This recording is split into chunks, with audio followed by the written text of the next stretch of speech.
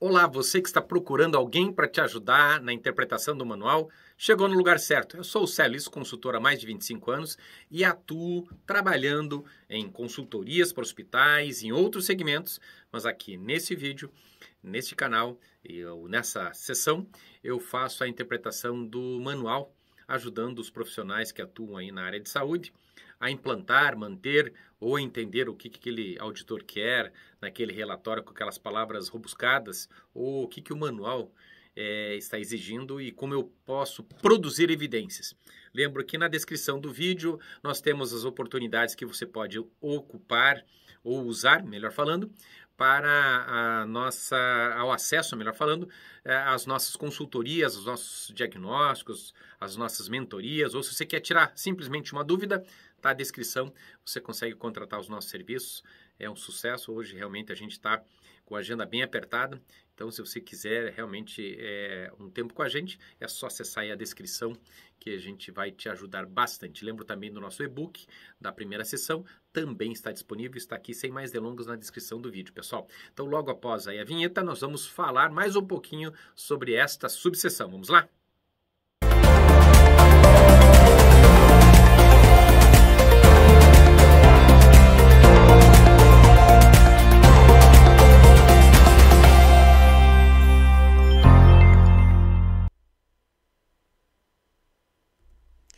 Estabelece e monitora o plano e planejamento terapêutico individualizado. Isso nós já vimos em outras subseções e aqui, de novo, a ONA repete. Metodologia estabelecida para definição de metas, prazos e objetivos a serem atingidos em determinado período de tempo, desdobramento, monitoramento de plano e planejamento terapêutico pela equipe multiprofissional. Percebam, pessoal, quando a gente está aqui, estabelece e monitora um plano e planejamento terapêutico, ou seja, eu tenho que ter uma meta a ser atingida. Porque esse paciente está na UTI, qual que é a meta? Qual que é o prognóstico? Quais são os trabalhos a serem determinados? Quais são os prazos? Quais são os objetivos a serem atingidos no desdobramento e no monitoramento da terapia deste paciente? Isso tem que estar descrito. Qual que é o protocolo que nós vamos utilizar? Qual que é a expectativa? Isso tem que estar escrito dentro de um prontuário, dentro de um protocolo clínico, dentro das regras. Mas, professor, Célio, como é que eu faço isso dentro de uma UTI onde cada caso é um caso? Você vai estabelecer o quê? Métricas, ou seja, independente do caso, independente da situação do paciente, você vai estabelecer prazos.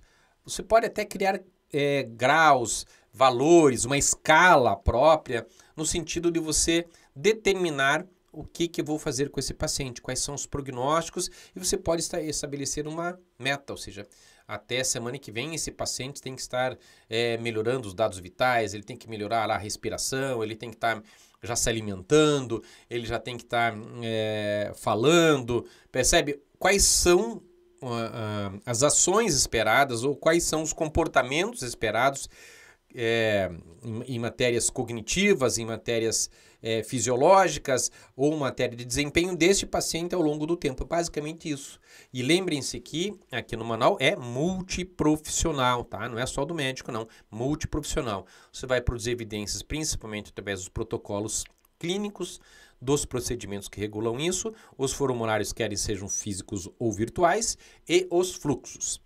E as dicas importantes para produzir mais evidências é produzir os indicadores e as próprias auditorias internas, auditorias de prontuário, auditoria de corpo clínico, que a gente consegue produzir evidências indiretas para esse material. Beleza, pessoal? Lembra de deixar um like se você está chegando até aqui, se você escutou aqui, está assistindo a gente, deixa um like, faz qualquer comentário, põe um joinha, compartilha com alguém, manda para o teu chefe, manda para um colega, só para o YouTube entender como relevante e a gente ter um pouquinho de ânimo aí, né, para continuar nesses vídeos aí que dá bastante trabalho para editar, montar, escrever.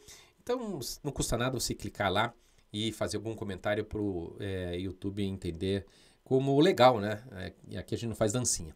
Beleza, pessoal? Vamos para o próximo requisito?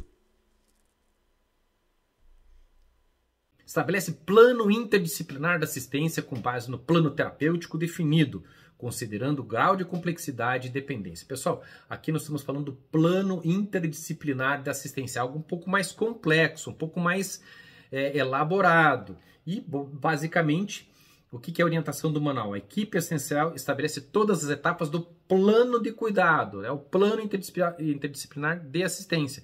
Como é que nós vamos evidenciar isso para o avaliador? Através dos procedimentos que regulamentam isso, que normatizam isso, se eventualmente você tiver algum formulário, algum fluxo que determina esse plano, mas basicamente o plano interdisciplinar da assistência. Como é que é esse? Como é que funciona esse plano interdisciplinar de assistência? Eu nunca ouvi falar, o que basicamente, como é que você poderia traduzir? Então, basicamente, pessoal, você pode traduzir isso num procedimento regulamentando as seguintes fases. Por exemplo, que deve ser feito por uma equipe multidisciplinar, ou seja, com a participação de, por exemplo, médicos, enfermeiros, psicólogos, fisioterapeutas, nutricionistas, assistentes sociais, farmacêuticos, ou seja, você pode envolver várias pessoas nessa equipe multidisciplinar.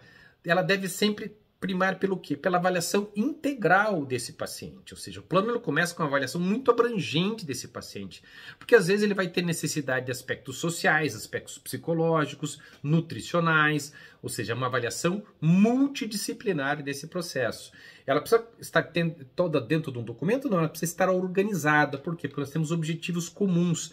Então, dentro ali desse plano interdisciplinar de assistência, nós vamos ter objetivos comuns que precisam estar correlacionados na equipe, ou seja, todo esse cabedal de informações tem que estar bem coordenado, ou seja, o plano de cuidado ele tem que estar coordenado, ou seja, esse plano ele detalha as responsabilidades e intervenções de cada membro da equipe, ou seja, o que o médico vai fazer dentro do cuidado desse paciente, o que o enfermeiro vai fazer, o que eventualmente o papel do psicólogo, do fisioterapeuta, eventualmente se eu tiver a participação de um nutricionista clínico, se eu tiver a farmácia clínica, se eu tiver assistência social numa necessidade, ou seja, é um plano coordenado. Então eu vou redigir um documento que vai estabelecendo como é que vai funcionar essas situações. Além disso, pessoal, o que é importante? A comunicação e a coordenação desse plano multidisciplinar. Ou seja, com reuniões regulares ou uma comunicação contínua. Então, eu não tenho condições de reunir um médico, farmacêutico, assistente social e psicólogo. Ok, é muito difícil isso na prática do dia a dia. Mas eu posso ter um fluxo de comunicação contínua com esses membros. Ou seja, o que é o norte para esse paciente? O que ele deve ser submetido? E aqui as comunicações contínuas, onde é que eu vou registrar isso? No prontuário, né, pessoal? Lembrar também da participação do paciente e da família nesse plano interdisciplinar. A Ana gosta muito de observar isso. Então, tanto o paciente quanto os seus familiares devem ser frequentemente envolvidos nesse planejamento e na tomada de decisões. Porque ele faz parte, né? O paciente ele é parte integrante, a parte importante ou a mais importante desse processo, quando nós estamos falando do plano interdisciplinar de assistência. E, finalmente, nesse plano é o monitoramento e avaliação, ou seja, de que maneira nós vamos avaliar a eficácia desse tratamento e, eventualmente, fazer algum ajuste necessário com base, né, na resposta e na evolução do paciente e suas condições. Então, o que é o plano interdisciplinar? Então, se você pegar cada título desse aqui, pessoal, que eu coloquei, ó, vocês podem pegar cada título desse e ir descrevendo os documentos e como isso funciona, como isso vai se materializar aonde, né? Como é que essas situações aqui vão se materializar? Vão se materializar lá no prontuário. Você pode criar uma máscara, você pode criar um roteiro, um fluxograma das atividades, onde tudo isso é determinado nesse plano interdisciplinar de assistência. Então, você pode criar um plano geral e aí você vai seccionando ele de acordo com a necessidade do paciente. Estabelece critérios para práticas seguras de transporte intra e intra-hospitalar dos pacientes. Também nós já falamos isso na gestão do acesso, entendeu? Nós vamos falar disso, dessas diretrizes, de novo, pessoal, como é que você faz todo o procedimento, você volta lá na gestão do acesso, rever alguns critérios. Então aqui de novo, através dos procedimentos, então tomar cuidado também, eu chamo a atenção aqui nas evidências, a disponibilidade de equipamentos, de viaturas, de insumos, ou seja, da ambulância, dos insumos para essa ambulância que vai fazer o transporte, dos equipamentos que vai fazer esse transporte, isso quando eu estou falando, né, interhospital. E intra-hospital, ou seja, o fluxo, a rota, por onde vai passar, quem vai levar, quem vai entregar, como que isso funciona, esse tipo de situação para, de repente, né, o pessoal, quem que busca, quem que leva, E tomar cuidado com os recibos e com os fluxos, né? Os recibos, quando a gente for fazer uma transferência interhospitais, é importante o recibo de entrega desse paciente nas condições que ele estava naquele momento sendo recebido. Promove o envolvimento do paciente, cliente e ou acompanhante a respeito dos seus procedimentos, riscos e plano terapêutico. Orientação do manual. A equipe multidisciplinar, percebam, a equipe multidisciplinar registra e compartilha as decisões importantes relativas ao cuidado, em relação às providências adotadas para com esse paciente. Principalmente, pessoal, num paciente que está na UTI, principalmente um paciente que está acamado, muitas vezes esse paciente pode estar inconsciente, ele pode estar com nível de consciência, ele pode estar em coma. Então, você pode determinar quais são as situações disso.